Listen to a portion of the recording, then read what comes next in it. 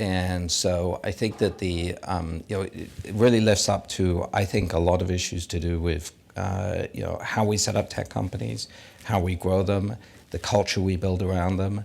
Because a lot of the behavioral stuff that we're talking about, even when you go down to like apps and think about how kids are using apps, or the YouTube algorithm problems you were alluding to earlier, I think that it's about incentives, it's about culture, it's about transparency, and it's about sort of media literacy, which Sarah touched on a bit.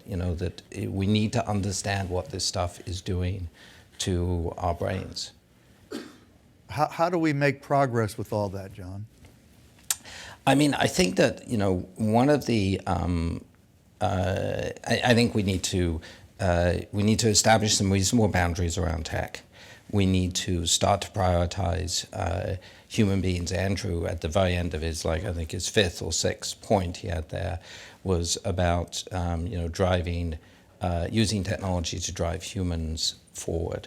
I think we need to squarely place humans at the center. Our species, we need to bias our species at the center of the creation, the design, what we're doing here. And we need to figure out some, methods, rules, shorthands, tricks to be able to do all of this. Because I really enjoyed Sarah's presentation, but I'm just on the other side of the fence to her, which is I have 3 kids, and they're now, beyond teens, but I did not let them have screens until fairly late. Why? Because I can't control my screen behavior. And so trying to expect a child a preschooler to moderate their behavior, I think is just, if I can't do it, I'm not going to place that expectation on them. And so I think we've got to figure out there need to be some guardrails around this. And that's in terms of individuals, the users, it's in terms of developers, in terms of government, and we need guardrails and some accountability. And we need to be able to talk about stuff like this, at things like this. Well, we certainly seem to be. So that we are today. Well, we did yesterday. Yeah. Talk about how you have shifted BetaWorks. Just what is it now? Yeah, so I started BetaWorks off about 10 years ago, and we were very early in the consumer tech wave here in New York. As an incubator, really? We really started as an incubator, right? Yeah. We started very much as a foundry incubator. We were building stuff. But I always viewed BetaWorks as a sort of magnet to convene people who were creating.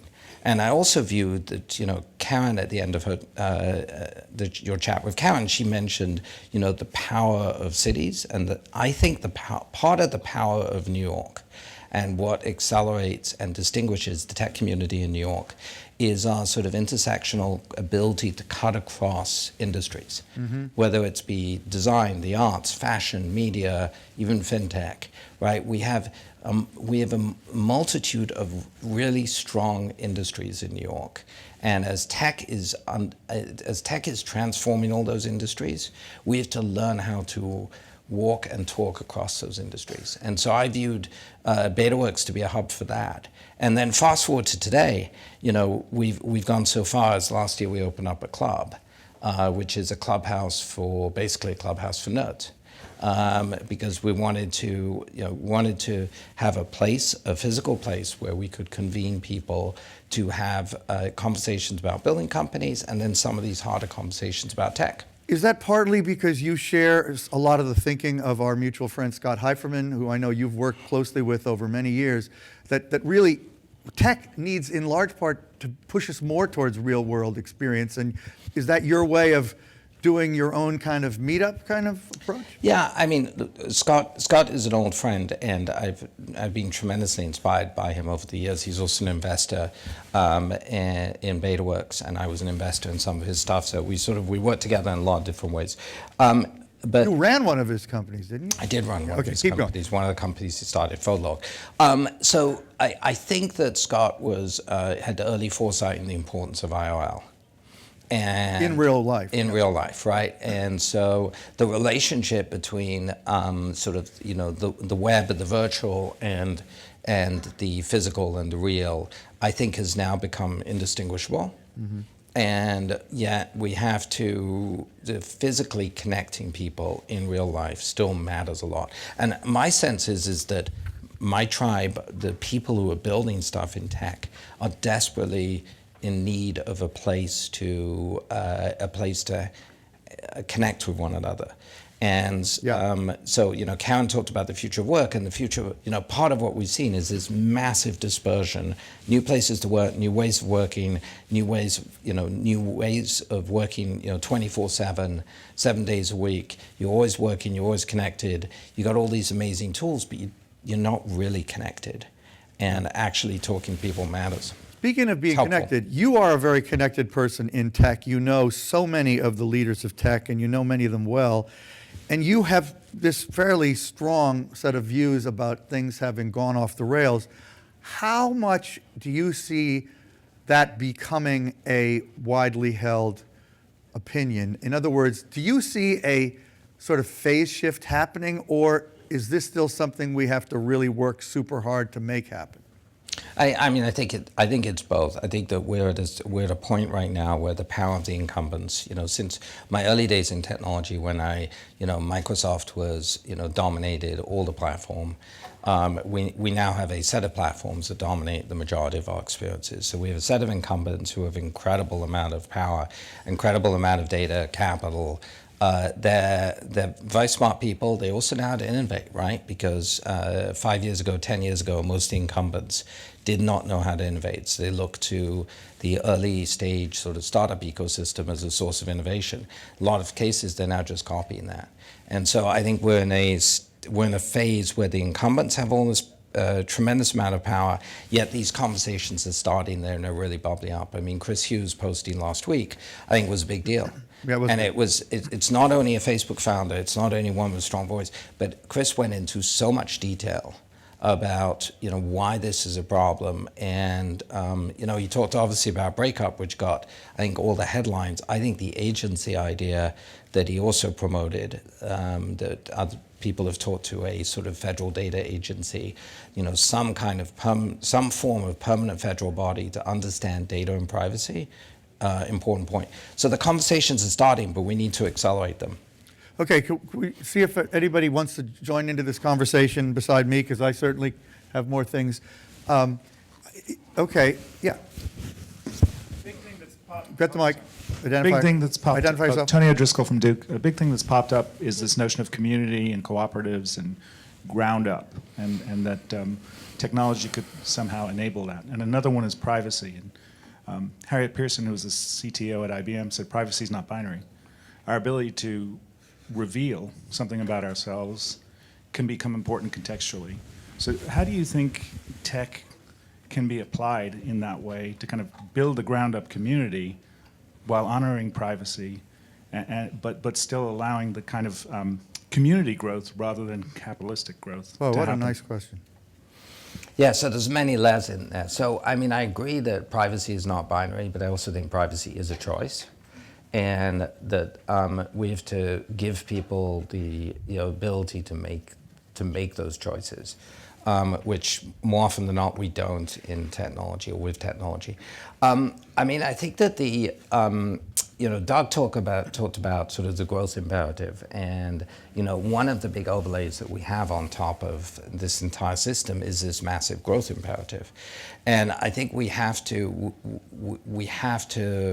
have that discussion full on, because as VCs, we at BetaWorks, we have a venture fund, we do early stage investing, and we're incentivized the way VC funds are incentivized, and VCs need to, everybody needs to participate in figuring out what are our actual goals, because growth is not a goal. I think Doug made that point clearly. It is, do we want to enhance human species? Do we want to build autonomous humans?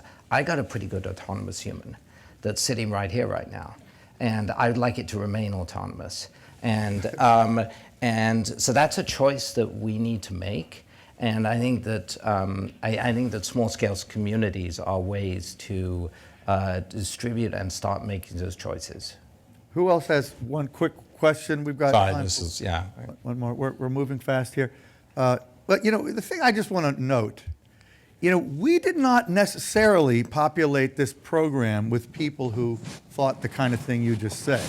We populated this program with people who we thought were really smart and we liked and we wanted to hear from. It is, to me, indicative of a zeitgeist shift that there is such consistency coming from this stage in these 2 days on these issues, that something has gone wrong, that the human element has to be reinserted. I mean, maybe there's a little reason we did sort of maybe manipulate that, only a little, but it is real. So But this coming from the man who wrote the book on Facebook. I was an optimist. I did Right. have cautionary and statements. you and I argued about this like 8 years ago. Well, I was and right that they were going to get really big. You were skeptical. Yeah. Right. But I was wrong to think that I was hopeful. You were because you were a big Twitter guy. You've Yeah. always been a big Twitter guy. Yeah. But I guess I'm just saying I see. Yeah, But it's a New York thing. I don't there think is a we shift. would not be having this discussion in Silicon Valley with a group of entirely Silicon Valley people, although many of them are here saying the same thing. There's still a resistance, don't you think? I mean, certainly at Facebook Well, and Google, there's still a resistance. They're the incumbents now. Yeah. Right? So for 15 years, 20 years, you know, the mantra against New York media was, you don't fucking get it. Yeah, yeah. Right? You don't get that this technology is changing everything.